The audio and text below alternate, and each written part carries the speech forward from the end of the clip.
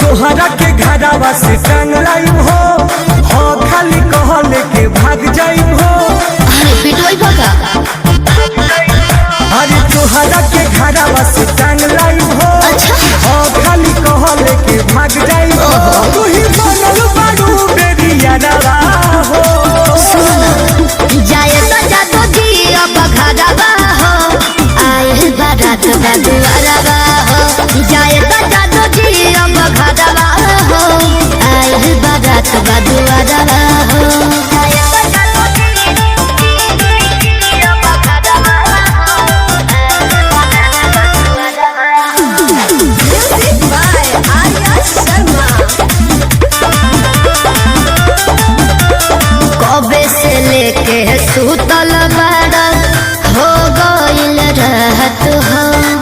आज भो प्यार कल बे तो तू बुझ दिल के बात हो।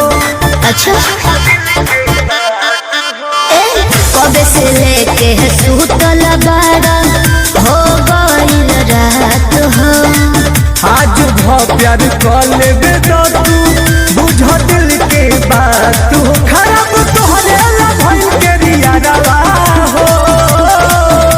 जाए तो जातो जी अब घरवा हो आइल बारात दुआरवा हो। जाए तो जातो जी अब घरवा हो आइल बारात दुआरवा हो। जाए तो जातो जी अब घरवा हो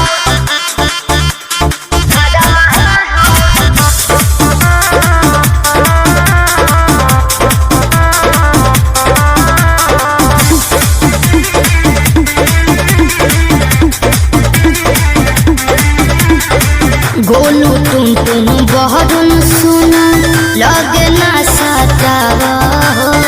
जाहू के बेरा ऐसे करे जा दूध ना हटावा हो।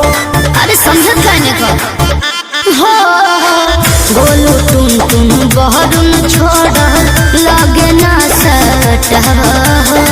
जाहू के बेरा ऐसे करे जा दूध ना हटावा हो। आज भर सुतरा का बादावा हो। जाए तो जातो जी अब घरवा हो आए बारात बदुआरवा हो। जाए तो जातो जी अब घरवा हो आए बारात बदुआरवा